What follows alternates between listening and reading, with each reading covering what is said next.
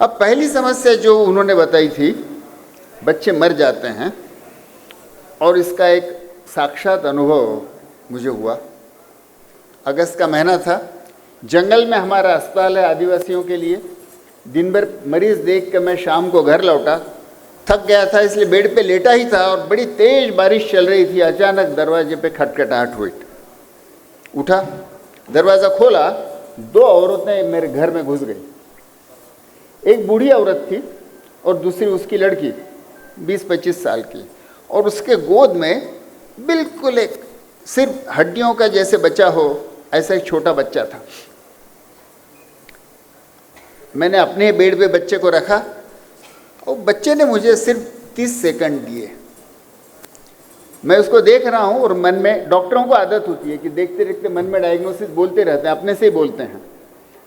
तो मैंने कहा, मन में कहा, नवजात शिशु है, बहुत कुपोषित है, न्यूमोनिया हो गया है, डिहाइड्रेशन हुआ है, और मैं 4 डायग्नोसिस बोलूँ उतने में उस बच्चे ने सांस बंद कर दी और मर गया। मेरे ही बेड पे जब एक बच्चा मरता है तो बाल मृत्यु क्या होता है इसका साक्षात दर्शन होता है। उस माँ को और नानी को जब पूछा तो पास के 4 किलोमीटर दूर के गांवों से थे, लेकिन बच्चे को समय पे अस्पताल नहीं पहुंच पाए। तो इसका मतलब ये कि आप आदिवासी इलाके में जाके जंगल में अस्पताल भी खोल दें, फिर भी उस नवजात शिशु को मेडिकल केयर नहीं मिल पाती है। जिस बच्चे को न्यूमोनिया होता है उसको मेडिकल केयर नहीं मिल पाती है। क्या करें? इसका मतलब ये हुआ कि लोग अगर हम तक नहीं आ पाते हैं मेडिकल साइंस तक, तो मेडिकल साइंस को लोगों तक जाना पड़ेगा। और ये नवजात शिशु या जिसकी हाल ही में जचकी हुई डिलीवरी हुई है ऐसी माँ, उसको तो घर के बाहर निकलना परमिशन नहीं होती है, नज़र लग जाएगी, जादू टोना हो जाएगा। और इसलिए हमने पूरे मेडिकल साइंस को उल्टा करने का तय किया। WHO, यूनिसेफ कहा करते थे कि नवजात शिशु अगर बीमार है तो बड़ी गंभीर बात है, तुरंत हॉस्पिटल भेजो। नवजात शिशु के लिए हॉस्पिटल तो वहाँ से गढ़चिरौली से 300 किलोमीटर दूर था, कहाँ भेजो? और हमारे हॉस्पिटल के वहाँ जाने पर भी शिशु वहाँ तक पहुँच नहीं पाया था। तो लोगों ने जो कहा था हमारे बच्चे मरते हैं, उसका मतलब क्या होता है ये हमने देखा। और इसलिए ये आरोग्य स्वराज्य के लिए हमने ये सोचा कि इसका मतलब ये जो कौशल है, ये जो पावर है कि बीमार बच्चों को इलाज कर सके, ये पावर गांव-गांव में देनी पड़ेगी। ये अस्पताल में रहना काफ़ी नहीं है। और इसलिए बेयरफुट डॉक्टर की तरह गांव-गांव की एक औरत को चुन के उसको 1 माह के ट्रेनिंग के द्वारा, ऐसा मानिए हमने कि उनको गांव की उसको पीडियाट्रिशियन बनाया। उनके हाथ में दवाई दी, जांच के साधन दिए, नवजात शिशु को कैसे जांचा, उसका वजन कैसे गिना जाए, उसकी गंभीर बीमारी कैसे डायग्नोस की जाए और उसका इलाज कैसे किया जाए। और ये सिर्फ हम कहते हैं इसलिए हो गया कहना काफ़ी नहीं, इसलिए इसकी एक वैज्ञानिक ट्रायल बनाई। 39 गाँव में 39 कम्युनिटी हेल्थ वर्कर, इनको हमने आरोग्य दूत नाम दिया, और 47 गाँव में गवर्नमेंट प्रोग्राम। इसकी एक तुलना का 3 साल का प्रयोग हुआ। इन औरतों ने, जिनको हमने गांव की बाल रोग शिशु रोग तज्ञ बनाया था, 3 साल में यहाँ का इन्फेंट मॉर्टेलिटी रेट जो पहले 121 था, इसका मतलब 1000 बच्चे पैदा हुए 121 मर जाते थे 1 साल में, वो 30 तक कम आ गया। दिल्ली में all India institute of medical sciences हैं, वहाँ के जो चेयरमैन ऑफ पीडियाट्रिक्स थे उनको हमने बुलाया कि ये इन औरतों को जो हमने सिखाया है क्या वो काफ़ी है? तो भारत के 10 बड़े पीडियाट्रिशियन लोगों को बुलाया, उन्होंने 3 दिन इनकी परीक्षा ली और आखिर में कहा कि ये गढ़चिरौली की अर्ध साक्षर महिलाएं, सर्च के आरोग्य दूत, 39 आरोग्य दूत, ये नवजात शिशु के बारे में जितना जानती है उतना एम्स के एमबीबीएस डॉक्टर भी नहीं जानते हैं। इसका मतलब ये हुआ कि स्वास्थ्य सेवाओं को डॉक्टर के पास, अस्पताल के पास अटके रहने का कोई कारण नहीं है। इस ज्ञान को आप गांव-गांव में पहुंचा सकते हैं। गांव की औरत को भी इतना आप पावरफुल कर सकते हैं, सक्षम कर सकते हैं कि वो अपने कंधों पे, अपने हाथों पे, बलवान हाथों पे गांव के सभी बच्चों की सेहत संभाल सकती है, उनको बचा सकती है। ये जो हमने अध्ययन किया, ये द लैंसेट ने प्रकाशित किया। द लैंसेट ने प्रकाशित किया, इतना ही नहीं, लैंसेट ने बाद में कहा कि 180 वर्षों के इतिहास में लैंसेट में जो मील के पत्थर संशोधन प्रकाशित हुए, उनमें से ये एक गढ़चिरौली का अध्ययन है। भारत सरकार ने फिर उसी पर आधारित राष्ट्रीय कार्यक्रम बनाया और जो आशा कार्यक्रम आज हो रहा है, उन 10 लाख आशाओं का प्रशिक्षण करने की जिम्मेवारी हमको दी और आज 10 लाख आशाएं गांव-गांव में आरोग्य सेवा देती हैं और पिछले साल 1.5 करोड़ नवजात शिशुओं को ये सेवा घर घर मिली। ये कहानी मैंने इसलिए बताई कि आरोग्य स्वराज्य में गांव में ये ताकत जानी चाहिए कि उनको दिल्ली या देहरादून या बम्बई या नागपुर आने की ज़रूरत नहीं पड़नी चाहिए।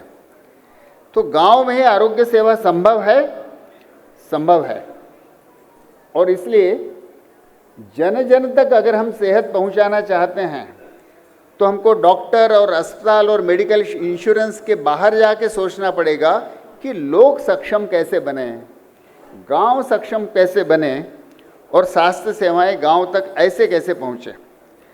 अब दूसरा इशू था जो औरतों ने कहा था, पुरुष शराब पी के पड़े रहते हैं। पिछले 40 सालों से गढ़चिरौली में शराब के खिलाफ इतना आंदोलन चला, इतना काम हुआ, तो आज स्थिति ऐसी है कि जब पहला सर्वे हमने किया तो 70% पुरुष शराब पीते थे। इतने वर्षों के काम के बाद आज शराब 24% पुरुष सिर्फ पीते हैं और हर साल ज़िले का 100 करोड़ रुपया जो शराब का है वो बचता है। तो बाल मृत्यु कम हुए, शराब कम हुई। अब क्या समस्याएं बची और भाई ये भारत की भी क्या समस्याएं बची। भारत की और गढ़चिरौली की जो आगे की समस्या है, चुनौतियां हैं, उनमें कुछ तो पुरानी समस्या है। कुपोषण, 35% बच्चे कुपोषित हैं। देश में 11 करोड़ आदिवासी हैं। हम शहरों में रहते हैं, हमको एहसास भी नहीं होता है कि देश में कुल कितने आदिवासी हैं। देश में कुल 11 करोड़ आदिवासी है। दुनिया की 10वें नंबर की जनसंख्या का ये अलग देश बन सकता है, इतनी आबादी है। उनके स्वास्थ्य की स्थिति देश में सबसे खराब है और अब ये बीमारियां कंट्रोल हुई नहीं, कुपोषण, मलेरिया, टीबी, भारत में बड़ी तेजी से, जिनको हम असंक्रामक रोग कहते हैं, ऐसी बीमारियां जो कभी दुरुस्त होने का नाम नहीं लेती है। और यहाँ जितने लोग अभी बैठे हैं, मैं जानता हूँ कि अगर मैं हाथ ऊंचा करने कहूँ तो कम से कम आप में से चौथाई लोगों को इसमें से कोई ना कोई बीमारी निकलेगी।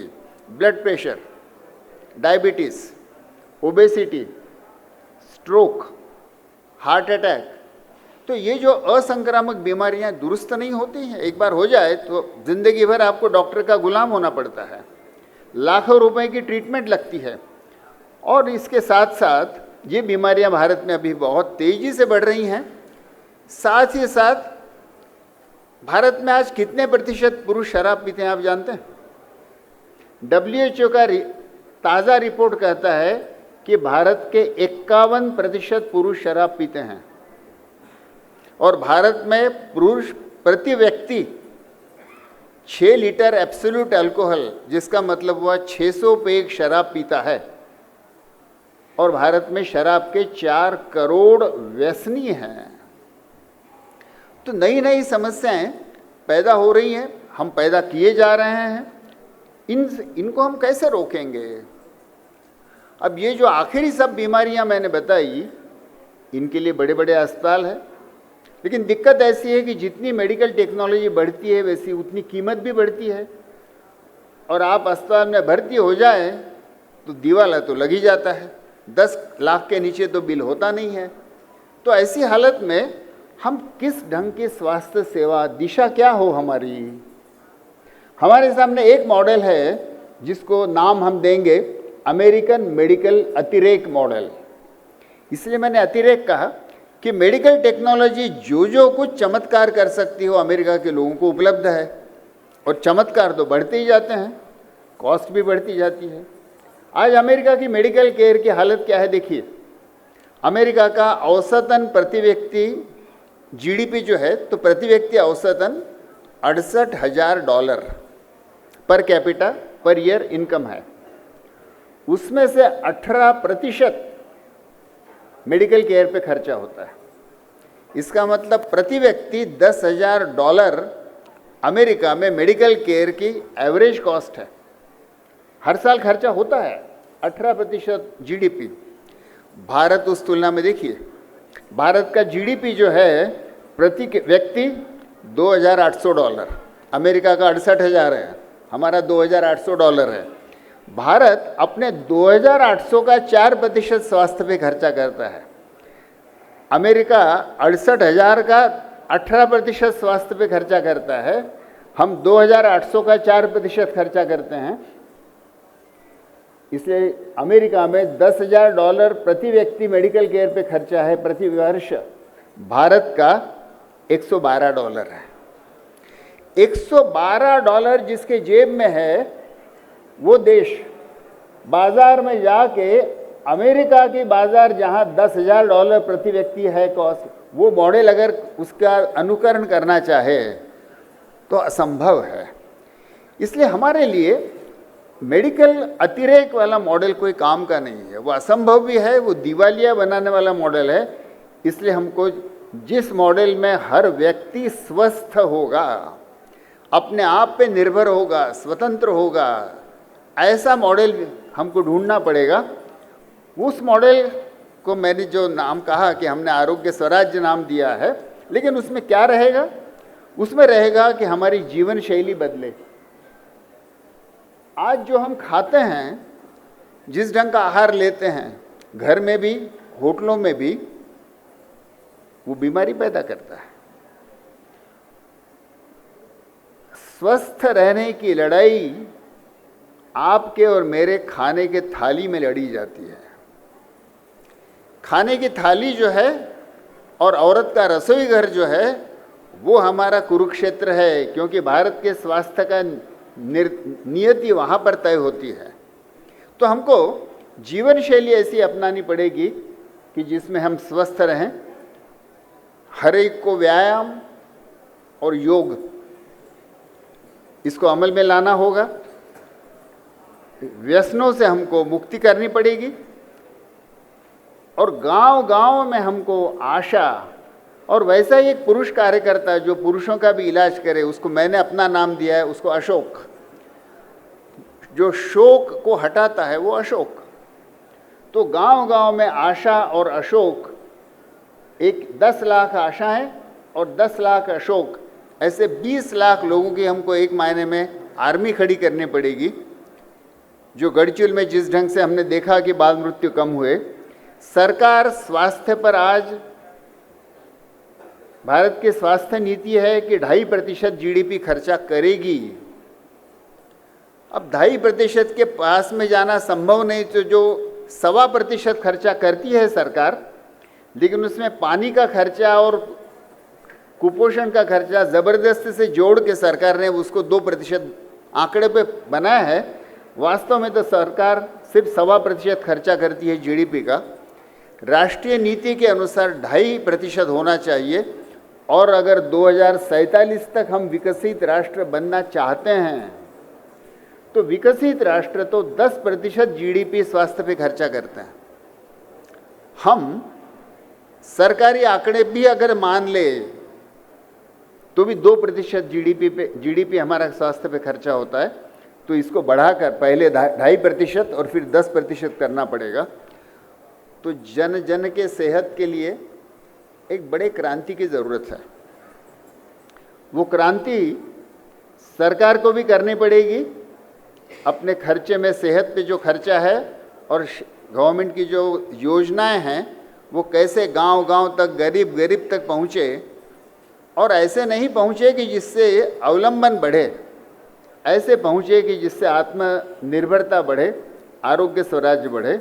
और हम सब पर जिम्मेवारी है कि हम अपना जीवन इस ढंग से जिए कि बीमार न पड़े। स्वस्थ अगर होना चाहते हैं तो स्वस्थ रहिए। तो आज जन जन के सेहत के लिए आज की स्थिति क्या है और हम क्या कर सकते हैं और हम आरोग्य स्वराज्य तक कैसे पहुंच सकते हैं, इसके बारे में आपने कुछ मेरे विचार सुन लिए, इसके लिए बहुत धन्यवाद।